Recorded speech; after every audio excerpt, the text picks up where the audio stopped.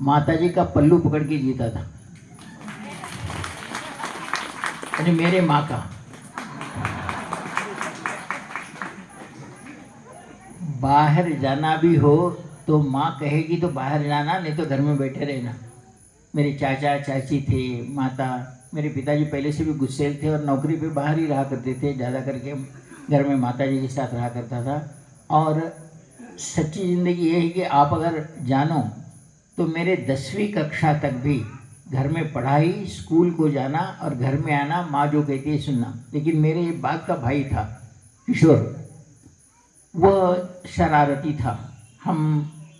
हमारे पास तो गांव में छोटे छोटे कैसे जिम को जाना, बैडमिंटन खेलना, कबड्डी खेलना, हमारे घर में ही कबड्डी की टीम थी, कबड्डी खेलते थे, सब करता था। लेकिन अपने लिमिट में, कहीं झगड़ा हो गया कि भाग खड़ा हो जाता था। और मेरा दूसरा भाई था, झगड़ा हो गया तो वहीं खड़ा रहता था। एक दिन बात में यूं ही झगड़ा हो गया, किसी ने झगड़ा होते हुए मेरे को ढकेल दिया। ये बात मेरा दूसरा भाई देखा और उसको इतना पीटा कि पीट के बाहर आया। आने के बाद माता जी भी पीटने लगी, इसको कई को मारा। हमारे घर में पहले से भी बचपन से एक प्रथा थी कि माता जी भी झगड़े से बच्चों को गालियाँ देती थी, लेकिन दूसरे झगड़ों से दूर रहती थी।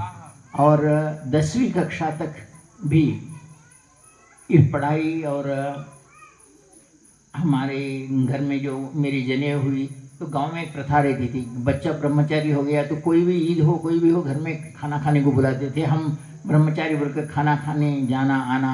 और हर शनिवार को हमारे घर गांव में माता यल्लम्मा रेणुका का मंदिर, एक चक्रेश्वर का मंदिर, जिसकी पूजा मेरे चाचा ने ही ज़मीन से, एक चक्रेश्वर का मंदिर आया था और मेरे चाचा ही पूजा करते थे।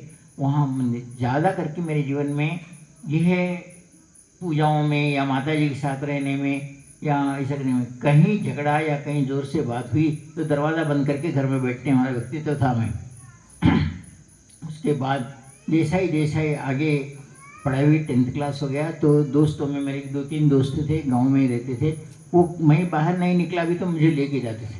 मैं अभी 10th क्लास हो गया, बाद में इंटरमीडिएट हो गया। जैसे ही मैंने हमारा जो छोटा सा गणपति मंदिर था, उस गणपति मंदिर में सब लोग चंदा इकट्ठा कर रहे थे। मेरे पिताजी टीचर रहने के बाद चंदा देने का तो सवाल ही पैदा नहीं होता। मैं ट्यूशन्स करता था, तो उस ज़माने में ट्यूशन देने में मेरे पास चंदा देने के लिए बचाकर मैं मैंने 1.25 रुपया बन करके चंदा दिया। मुझे आज भी याद है, वो कापी में आज भी लिखा है। वो बताता है, गुरुजी तुमने 1.25 रुपया चंदा दिया था मंदिर बांधते समय। और उस मंदिर की पूजा, सुबह मंदिर की पूजा करके मैं अपने क्लास को या नौकरी को आना जाना करता था। लेकिन उस समय भी आंखों में आंसू आते थे कि ये भी क्या ज़िंदगी है प्रभु, मैं आपके लिए कुछ नहीं कर सका। इस प्रकार ज़िंदगी जब मेरी गुजरती चली गई, बाद में मुझे सरकारी नौकरी मिली। सरकारी नौकरी में लोग मिले, तो जहाँ भी नौकरी किया हूँ आपको कहता हूँ, बड़े ऑफिसर से लेकर छोटे ऑफिसर्स भी इसको काम दिया, सौंप दिया तो सुबह अगर मैं 9 बजे गया तो रात के 9-10 बजे घर जाता था वापस। और सारे जितने भी अधिकारी गण थे, कोई भी काम मैं नया भी गया तो अनिल को इस काम करने को बता दो, वो अच्छा करता है। इस प्रकार का ही नाम कमाते हुए आया। लेकिन इसकी प्रगति हुई कि बाद में नौकरी में एक बार मुझे वहाँ से ट्रांसफ़र होकर पोचमपाड़ जाना पड़ा। थोड़ी दिन पोचमपाड़ में नौकरी की। पोचमपाड़ के बाद मुझे हुजूराबाद करीमनगर में मेरी नौकरी हुई। और जब मैं हुजूराबाद में था तभी हमारी शादी हुई। अब शादी का किस्सा सुनाता हूँ। मैं पहले से भी हमारे दोस्तों के साथ शेगांव के गजानन महाराज है, हर साल वहाँ दर्शन को जाता था और उनका पारायण करता था। साधारणतः तो उस समय भगवत भक्ति भी, क्योंकि आपको सच बात बताऊँ तो डरपोक आदमी ज़्यादा भगवान की भक्ति करता है, क्योंकि कुछ ना कुछ अपने ऊपर सब कुछ समझना है। जो धैर्यवान होता है वो नहीं करता, कुछ भी होना है देख लेता। और डरपोक आदमी था ही था, भगवान की पूजा आदि ज़्यादा शेगांव के गजानन महाराज के पास पारायण आदि करना मेरे जीवन का। मैं 10th क्लास नहीं, मेरे 8वीं 9वीं से ही मैं गजानन महाराज की पोथी ग्रंथ का पारायण करता था। उसके बाद मेरे दोस्तों के साथ शेगांव गया और अपने राक्षस भवन गया उसी ज़माने में। और उसको जाने के भी वो नौकरी लगने के कारण ये सारी चीज़ें होती गई। और जो भी मुझे मिला, मेरे दोस्त जितने भी थे, और उस ज़माने में भी नौकरी करते हुए भी मैं ट्यूशन्स बोलता था। अब नहीं कहना चाहिए कि ये मेरे जो दोस्त थे बहुत दिखने में बहुत सुंदर थे। मैं दुबला पतला पहले से भी, और ये लड़कियों से तो सिर्फ पहले दूर रहता था। क्यों कि वो हनुमान जी का भक्त था ज़्यादा, हनुमान जी के तत्व को जानता था, हनुमान जी को लेकर चलना। मेरे पास मेरे से भी बढ़ के एज वाले लड़कियाँ आती थी जो हमारे शक्करनगर बोधन में गांव में इतना प्रसिद्ध थी कि उनको देखकर उनके पीछे पड़ने वाले लड़के ही ज़्यादा थे और वो ट्यूशन करने मेरे पास आते।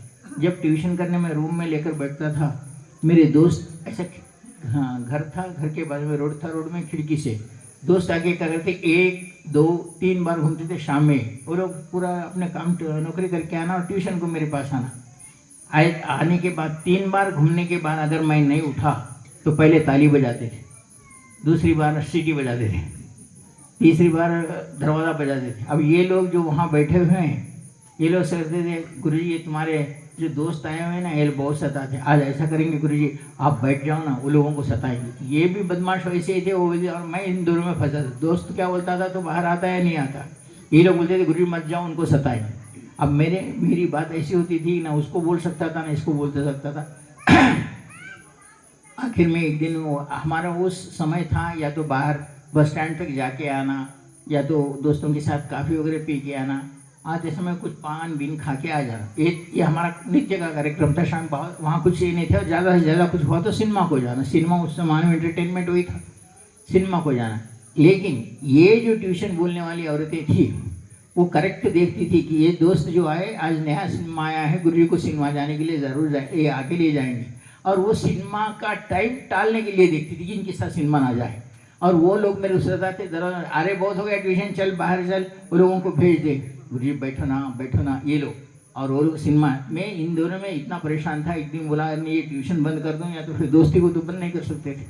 अब बाद में हम हर शनिवार सारंगपुर के हनुमान जी को साइकिल पे दर्शन को जाना, श्रावण मास में माता जी का दर्शन लेना, ये सारे। लेकिन एक दिन हुआ क्या कि हम सब लोग सिनेमा जाने की बात कर रहे थे, तो ये तीनों जो मेरे पास थी ये लड़कियां करी, गुरुजी हमारी की इच्छा है, पूर्ण करेंगे क्या? मैं बोला क्या? अब पहले वचन दो कि आप पूर्ण करेंगे तो ही बात बोलते हैं। मैं बोला अच्छा है तो कुछ ना कुछ करेंगे, आप बोलो क्या बात? कुछ ने बोले आप हमारे साथ आज सिनेमा आना। अरे मैं बोला नहीं आता, गांव में कोई देखे तो क्या बोलेंगे, मैं नहीं आता। अब ये बात दोस्तों को पता चल गई कि ये वो लोग सिनेमा को ऑफर कर रहे हैं। तो हमारे घर में गांव में बहुत बड़े बड़े लोग भी रहते थे और पहले मैं डरता था वो लोग।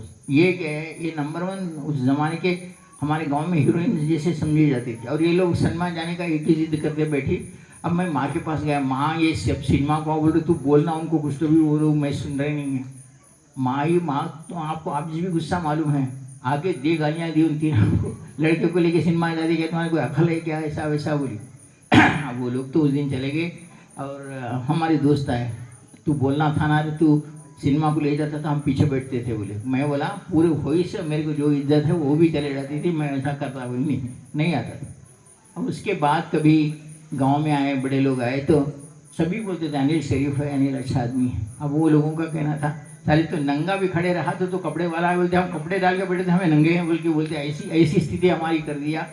ऐसा कभी कभी करते हुए हैं जीवन में। बहुत सारा समय तो ग्रहण आए तो नदी पे स्नान को जाना या कहीं जाना, शरारत की बात तो दूर, शरारत के लिए डरता था पहले कोई। और पिताजी का गुस्सा बहुत था। उनको अगर पता चल गया है कि मैं कुछ गलती किया हूँ तो मेरा दूसरा भाई हो तीसरा भाई हो गलती की तो मेरा एक बार भाई मेरी माँ गुस्से से मारने आई थी, उसको किसी से झगड़ के आया था तो ऊपर से नीचे कूद गया वो, माँ मारती इस प्रकार। और इसलिए मैं डरता था कि कभी इन चीज़ों में नहीं जाना चाहिए और बाहर ही रहना चाहिए। इस प्रकार मेरी ज़िंदगी गुजरी। बाद में मैं पहली बार हुजराबाद गया और हुजराबाद में पहली बार हम शादी करके गए थे। अब ये बात है अलग बात कि जब पहले माँ को ये थी कि मैं हनुमान जी की पूजा करता था और ये जो तीनों लड़कियां थी कि कभी सिनेमा बुलाए तो नहीं आता आदमी, कभी कुछ घर को आओ बोले तो नहीं आता, ऐसा नहीं आता। तो एक बार मैं क्या करा, 40 दिन हनुमान चालीसा का 11 दिन पाठ, सुबह 3 बजे उठ के हनुमान चालीसा को पाठ करके घर में आके बैठता था। केवल माता जी खाना खिलाए तो खाता, दूसरों के हाथों से खाना पीना भी कुछ नहीं खाता। तो उनको पता चला कि हनुमान जी की पूजा कर रहे हैं, गुरु जी को डिस्टर्ब करेंगे। वो लोग 4 बजे घर के सामने, हमारा बहुत बड़ा दरवाज़ा था, बहुत मोटा दरवाज़ा खोलने के लिए बहुत पुराने घर में बहुत ही कष्ट होते थे। तो मैं 4 बजे उठ के जैसा ही हनुमान जी के मंदिर को जाने वाला था, वो लोग पकड़ आए बाहर से और हाथ पकड़ ले, गुरुजी हमको क्यों नहीं दर्शन देते, आप इन सभी को देते हो। जैसा वो लड़की हाथ पकड़ ली तो मेरा दिमाग घूम गया कि मैं हनुमान जैसा ब्रह्मचर्य के साथ 40 दिन से कर रहा हूँ और इसने मुझे हाथ पकड़ लिया। मैं जोर से हाथ छोड़ लिया और घर में आ गया। तभी माता जी गर्म पानी से कुछ सेक रही थी, लड़की हाथ लगाई, इस गुस्से में मैंने मेरा हाथ जला लिया। माता जी ने आके देखा कि क्या हुआ, तो आज भी जला हुआ दाग है कि मुझे हनुमान चालीसा पढ़ते समय इसने डिस्टर्ब कैसा किया। माता जी आके फिर वो प्रियम को आके माता जी बताई, देख उन्होंने कैसा कर लिया, वो किसी लड़की से बात नहीं करता, तुमने ऐसा क्यों किया। बाद में हनुमान जी की दीक्षा जब हुई तो वो लोगों ने आके माफ़ी मांगी, गुरुजी हमें नहीं मालूम कि इतना निष्ठावान आज के कलयुग में भी होता है। और मैं जब भी हनुमान जी कुछ भी मांगता था, उस ज़माने में सरकारी नौकरी मिलना भी मुश्किल था और ना मेरे पिताजी टीचर थे, कहीं कोई रिकमेंडेशन था, लेकिन मेरी इस पूजा के कारण एक आरडीओ थे जो ब्राह्मण थे करीमनगर के, उनको हमारे ब्राह्मणों ने कि बहुत बच्चा अच्छा है, इसका हैंड राइटिंग अच्छा है, और नौकरी दी। उसके बाद में तहसीलदार के ऑफिस में फिर ऐसा ही हुजूराबाद में आने के बाद जब माता जी को पता चला कि अभी हनुमान जी का भक्त है, शादी कभी नहीं करेगा, ये ब्रह्मचारी रह जाएगा, ऐसा माता जी को बहुत दिन था। कभी भी पिताजी को बोलती थी, हमारे चाचा को भी बोलती थी कि उसको देखो शादी नहीं करता, ऐसा ही कर रहेगा तो कैसा। माता जी ने मैं शायद तो कितने मन्नतें की होगी मुझे पता नहीं, लेकिन हाथ भगवान के पास जाती इसको शादी को मान ले, शादी को मान ले। हमारे चाचा जी ज़रा एकदम रोबदार थे, पिताजी मुझे कुछ नहीं कहते थे, लेकिन चाचा को कहते थे इसको शादी के बारे में बोलो। 1-2-3 लड़कियों को देखना हुआ, एक लड़की ने कहा नहीं कर लेते, बोले तो वो लड़की के वाले आगे झगड़ा ही करने आ गए घर पे कि तू क्यों नहीं कर लेता शादी। अरे ज़बरदस्ती है क्या, नहीं कर लेते। अब चाचा जी का कहना था कि ये क्या है रे, इसको देखने गए, अपनी कोई इच्छा नहीं कर लेते। हमारे चाचा तुमची अपेक्षा क्या है, अपेक्षा क्या बोलते तुम्हारा कोई कटनम बिटनम लेना है क्या, पैसा लेना है क्या। चाचा बोले नहीं लेना है, हमें तुमसे शादी नहीं करनी है। शादी से पहले इतना झगड़ते तो बाद में कैसा होगा। अब मैं जब ये सब देखा, अरे बाप रे, लड़की देखने जाना नहीं, कहीं नहीं, झगड़ा लगा रहे हैं। माता जी को चाचा जी बोला तुम ही लड़की देखो, मैं तुम जो लड़की बोले उस लड़की को शादी करने के लिए तैयार हूँ। बाद में इनके पिताजी हमारे घर पे आए थे, इनके पिताजी ने आकर बोले कि एक बार लड़की देखने को तो चलो। मैं बोला लड़की वड़की देखता नहीं, हमारे चाचा है, उन्होंने हाँ करते तो जाते हूँ। हम इनके रिलेशंस रहते थे निज़ामाबाद में, वो निज़ामाबाद बोलना 30 किलोमीटर का फासला था। इनके पिताजी आए और लड़की को बताने का कार्यक्रम, हमारे चाचा जी ज़बरदस्ती ले गए। हमारे पिताजी माता जी कोई नहीं, चाचा जी मैं और इनके लोग। पहली बार जब लड़की आई तो ये मोटी और मैं दुबला, माता जी बहुत मोटी थी उस समय। हमारे अगर ज़माने में तुम यहाँ तेलुगु का पिक्चर नहीं देखे हैं तो एक जोड़ी थी रमना रेड्डी और सूर्यकांतम बोल के। वो सूर्यकांतम बहुत मोटी रहती, झगड़ालू, और रमना रेड्डी भी था तो दुबला पतला। अब मैं जाके बैठ गया, माता जी आई। उस ज़माने में था ना, चाय का कप लेके आना, देखना सब। चाचा जी बैठे हुए थे, मैं सर नीचा गया, ऊपर उठाना है, ये भी आए तो सर नीचा करके आई। चाय मेरे सामने, चाय दे रहे तो उसका हाथ हिल रहा है, गलती से उसका हाथ चाय देते समय मेरे को लगा। अब मेरा माथा ठरक गया, मैं बोला ये कुछ होने वाला नहीं। चाचा जी को आधा चाय कप भी नहीं पिया, चाचा जी को दिया, क्या हुआ रे, बोले कुछ नहीं। बोले चाचा जी हमारी पढ़ाई को बहुत मान देते थे, ये तब भी बीएससी हो गई थी। चाचा जी बोले मैं इस लड़की को कर लेने वाला हूँ। मैं बोला कोई देखे, ये मोटी लड़की हो, दुबला, मैं शादी क्या। आखिर में ऐसा हुआ कि एंगेजमेंट, अब तब तक मैं कुछ भी नहीं बोला, और हमारे चाचा जी एंगेजमेंट सब कर दिया और आदिलाबाद जाना था इनके घर को। आदिलाबाद जब जाना था, आदिलाबाद गया तो तब तक मैंने लाइफ में निर्णय नहीं कर लिया था कि मैं शादी करूँगा। लेकिन मैं जब घर में एंट्री हुआ तब यह क्या कर रही थी कि शेगांव के गजानन महाराज के फोटो को माला डाल रही थी, और वैसे माला डाली, मैं आया, बोला वो माला छूटी नीचे गिरी, फिर इसने पकड़ लिया। फिर दिल में कहा कि मैं जिस गुरु को मांगता हूँ उसकी पूजा कर रही, ये भी उसी गुरु को मानती है, इसी लड़की से शादी कर लूँगा। वो दैविक निर्णय है समझा, और बाद में शादी हुई। हुजूराबाद आए, हुजूराबाद से फिर हैदराबाद आए। हैदराबाद आने के बाद एक मुझे किसी आधिकारिक कामों के लिए दिल्ली जाना पड़ता था, तो दिल्ली में 24 घंटे का जर्नी रहता था एपी एक्सप्रेस से। उस समय एक पुस्तक खरीदता था, तब मैंने पुस्तक खरीदी थी गुरुजी की तांत्रिक सिद्धियाँ, और मैंने पूर्ण दिल्ली गए थे, उस पूर्ण पुस्तक को 2 बार पढ़ा और मुझे इच्छा हुई कि आज के ज़माने में भगवान का दर्शन हो सकता है ऐसा। ये महात्मा जो भी है ये लिखते हैं, स्वामी निखिलेश्वरानंद जी। मुझे इच्छा हुई कि वहाँ मुझे 8 दिन रहना था, तो मैं बोला उनका दर्शन करके, पहले से भी भगवत भक्ति में था ही था।